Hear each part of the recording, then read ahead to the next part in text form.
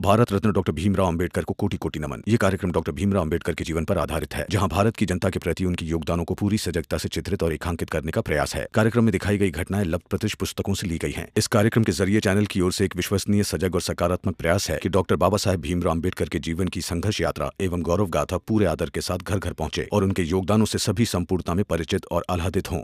आप चाहे जितना इसे मजबूत कर सकते हैं कर लीजिए।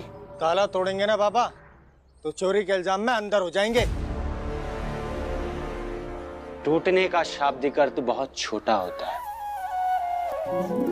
व्यापक अर्थ में समझिए।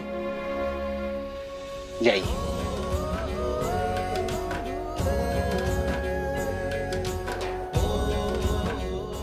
धन्यवाद बाबा।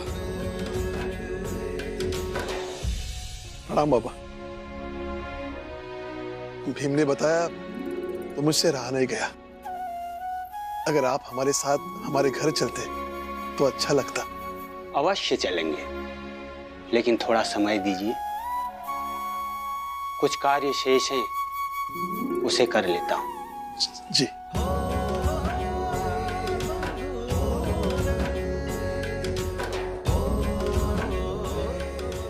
बाबा मैं कर लेता हूँ, मैं उठा लेता हूँ। सफाई सिर्फ झाड़ू से नहीं होती, कलम से भी होती। मुझे कर लेने दो।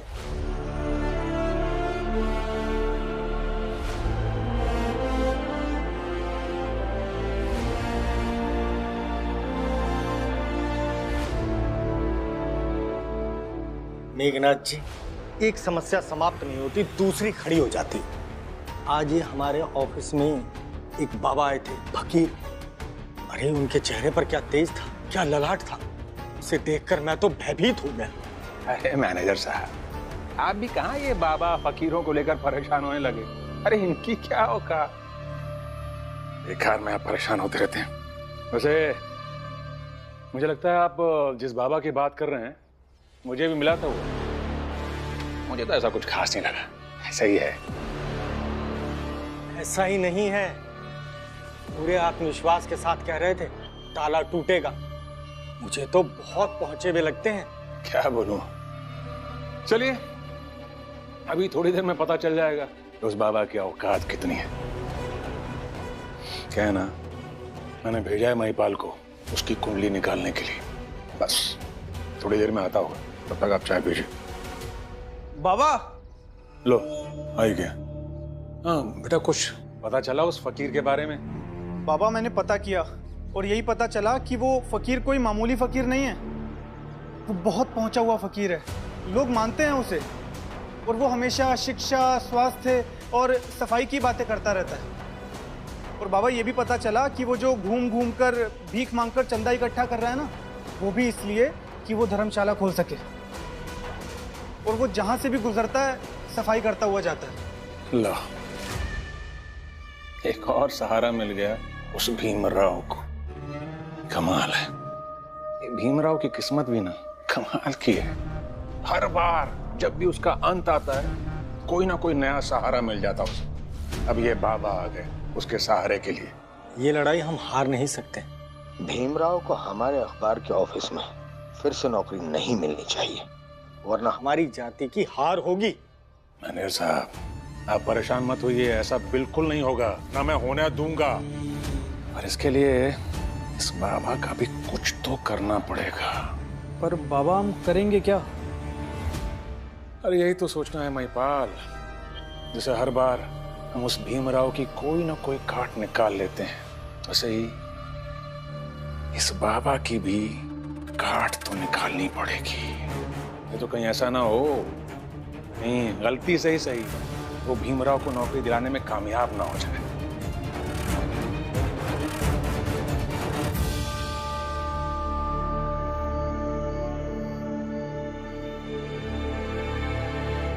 बाबा, ये हमारी चाल है, हम सब यहाँ रहते हैं।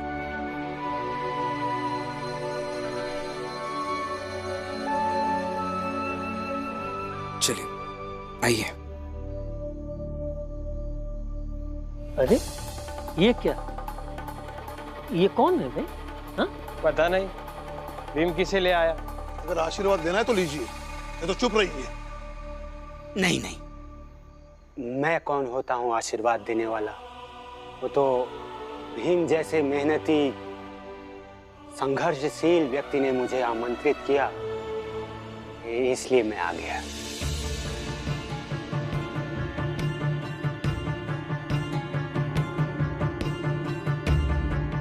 लाइए। फिर एक रात मैं और ये दरिया के पास ही बैठे रहे, पूरी रात बातें की सबके बारे में। करुणा भाभी, तब तो बाला भैया ने हमारी जम के शिकायत की होगी। अरे इस बार शिकायत करने थोड़ी ना गए थे, बस सब कुछ अलग ढंग से सोचने गए थे ताकि हम सब पहले की तरह अच्छे से रह पाए। ये क्या? यहाँ बैठ के ऐसे बातें कर रहे हो?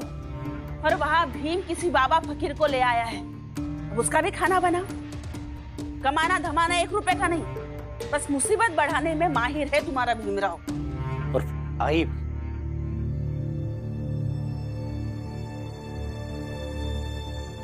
ये पैसे रखिए, ये लो, और फिलहाल एक आदमी के खर्चे के बारे में सोचना बंद करो। और फिर अगर भीम भाव किसी को घर तक लाए हैं तो जरूर कुछ सोचकर ही लाए होंगे। हाँ, और हमारे घर हर कोई आता कहाँ है? चल के देखते।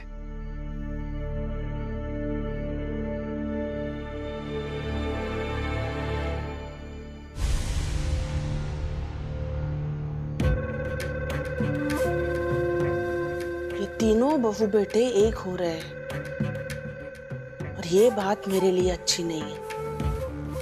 जब तक मैं जिंदा हूं, इन तीनों को एक होने नहीं दूंगी।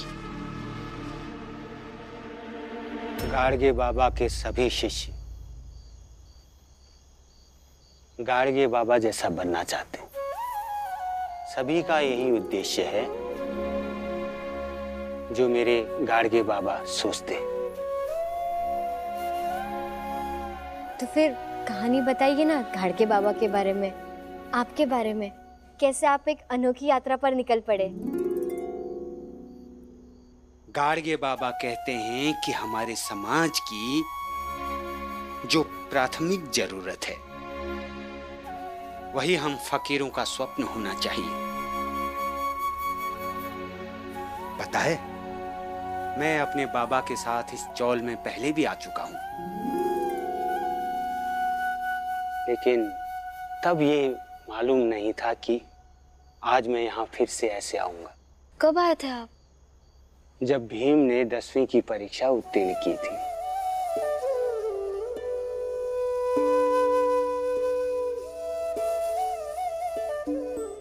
मैं बाबा के साथ आया था। बाबा भीम को बधाई देना चाहते थे। आप इस चौखट तक आए थे? हाँ। तो आप अंदर क्यों नहीं आए? भीम को सम्मान दिया जा रहा था। भीम चला गया, फिर हम भी वापस चले गए बिना बताए। बाबा, पानी।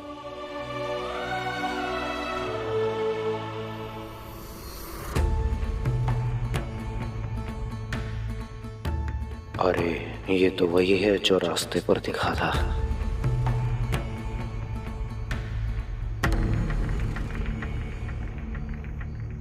सुनो, इधर आओ। घर के दरवाजे तक आकर वापस जा रहे हो। ऐसा कोई कार्य क्यों करते हो कि घर में सर झुकाकर आना पड़े?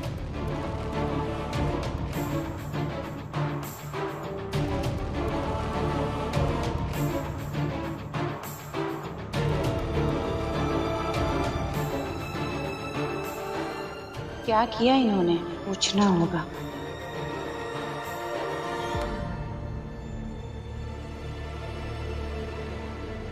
बाबा, अब आप हमारे साथ घर के अंदर चलिए, थोड़ी देर वहीं पे विश्राम कर लीजिएगा, फिर जैसे ही खाना तैयार हो जाएगा हम साथ में खाना खा लेंगे। आपने हमें बुलाया इसलिए हम आ गए। हम किसी के घर में खाना नहीं खाते, भिक्षा में जो मिल जाता है वही खाते। छत के नीचे रात नहीं गुजारते, किसी पेड़ के नीचे रात गुजारते। अभी जाते।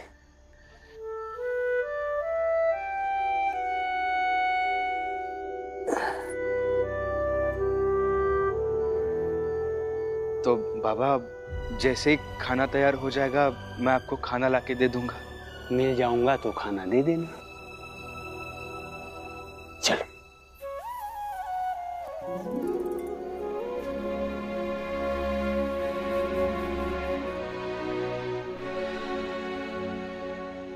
बताइए, ऐसा क्या किया आपने जो बाबा ऐसा कह रहे थे?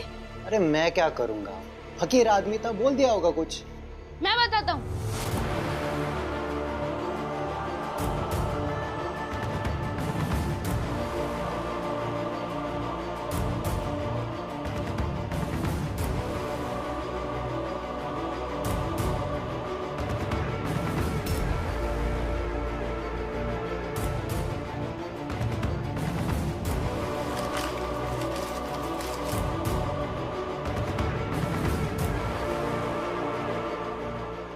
आखिर तुम दोनों को ये कागज क्यों उठाने दिया जाए? झगड़ा मेरे और इस भीमराव के बीच में था, तो इसे सुलझाने का मौका भी हम दोनों को मिलना चाहिए। जिसकी जितनी ताकत उसके उतने कागज। इन्हें ईर्ष्या है मुझसे, इसलिए ऐसा कर रहे हैं। कागज फाड़ने की कोशिश भी करेंगे। इसलिए बाबा इन्हें जानते हैं। मेघनाथ जी सही कह रहे थे। वो भीमराव मुझसे मेरा बेटा छीन सकता है, तो मैं उससे वो पर्ची नहीं छीन सकता। यही गलती कर रहे हो, जैसे सब करते हैं। मेघनाथ हम सब में से किसी के भी हित में नहीं कहते हैं, और ना ही हम सबके पक्ष में कहेंगे। मेघनाथ बस वो करते हैं जिससे भीम का नुकसान हो। चुप! एकदम चुप! बाबा! जया! आप मेरी आई को ऐसे डांट नहीं सकते। डांटने देना बेटा, इनके डांटने से क्या बिगड़ जाएगा? अब मैं इनसे डरती थोड़ी हूँ। अब वो सब छोड़, तू बता क्या खाएगा? मैं तेरे लिए क्या बनाऊं?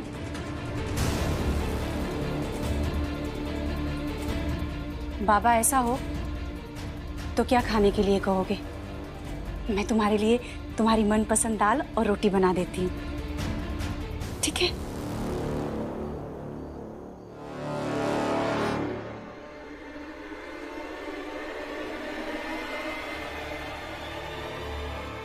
दीपक, अपनी आई से बहुत प्यार करते हो ना तुम? तो फिर मेरी बात मानो, नहीं तो किसी दिन मैं तुम्हारी आई को मारकर फेंक दूंगा।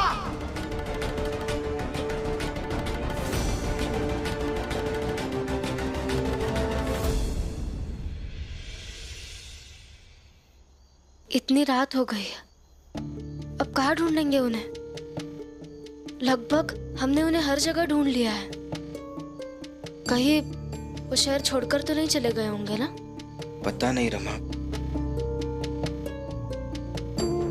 मिल जाऊंगा तो खाना दे देना। रमा, चाल से निकलते समय उन्होंने जो कहा था वो ऐसे ही नहीं कहा होगा। वो जरूर कुछ ना कुछ देखना चाह रहे होंगे, वरना उन्हें हमसे कोई दिक्कत तो है नहीं।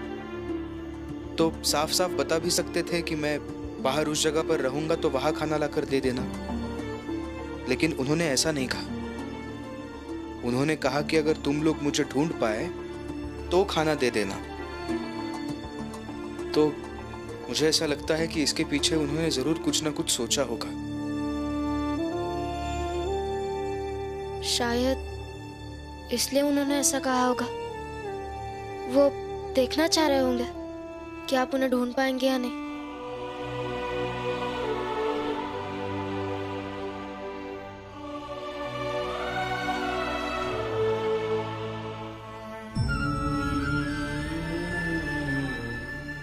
पता चल गया रमा, पता चल गया कि वो कहाँ हो सकते हैं। चलो।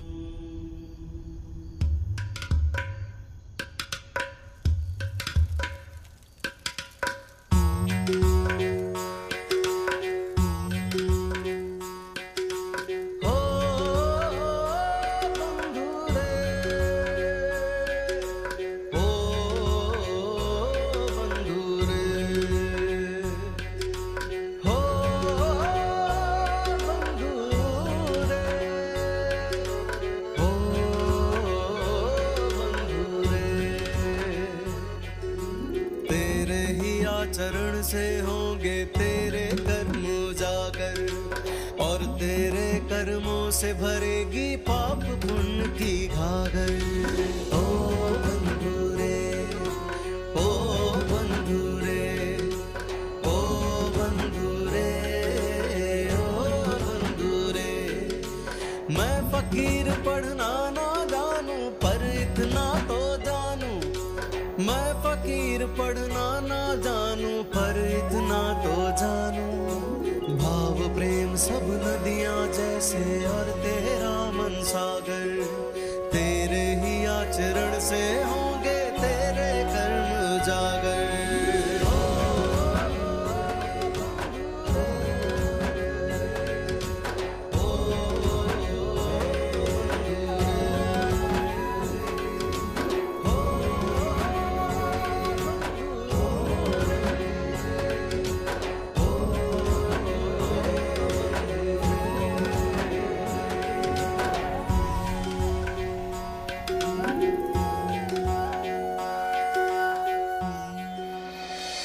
लीजिए, ढूंढ ही लिया हमने आपको।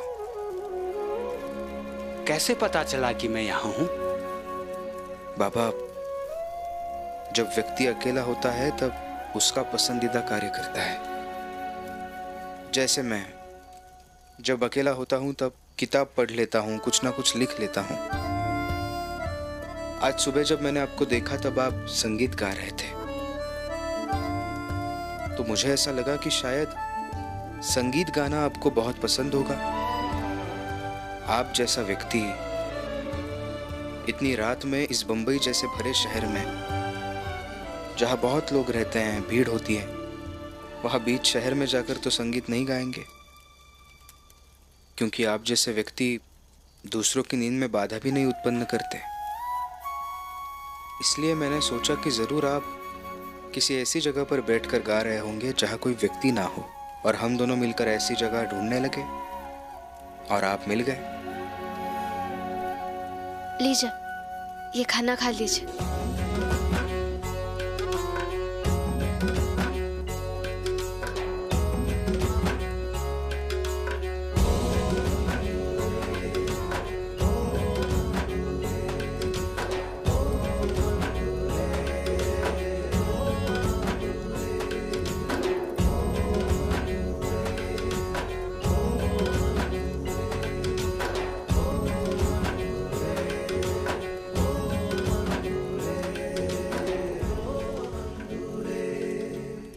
रमा, एक बात याद रखना, जिस व्यक्ति को ढूंढने का हुनर आ गया हो ना, वो कुछ भी ढूंढ सकता है। कोई भी रास्ता ढूंढ सकता है, किसी भी ऊंचाई की मंजिल तक पहुंचने का रास्ता ढूंढ सकता है।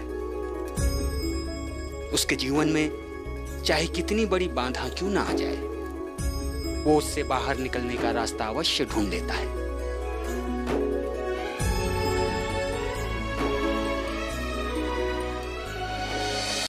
मैंने जब भीमराव को देखा, मुझे यकीन हो गया वो अपने जीवन में आने वाले किसी भी कठिनाई से बाहर निकलने का रास्ता अवश्य ढूंढ लेगा।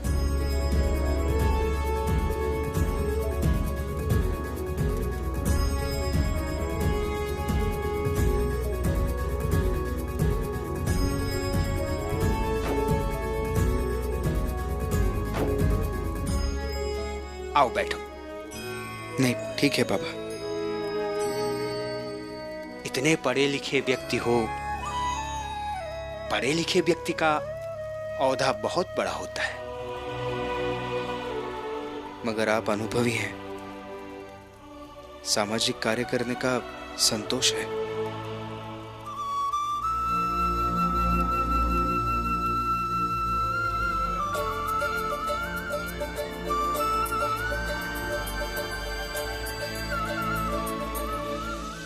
सामाजिक अनुभव से तुम्हें एक चीज सिखाता हूं। संसार में कोई भी चीज शस्त्र बन सकती है, बस उसका उपयोग करने वाले व्यक्ति में तेवर योद्धाओं के होने चाहिए, जो मुझे तुम में दिखा है।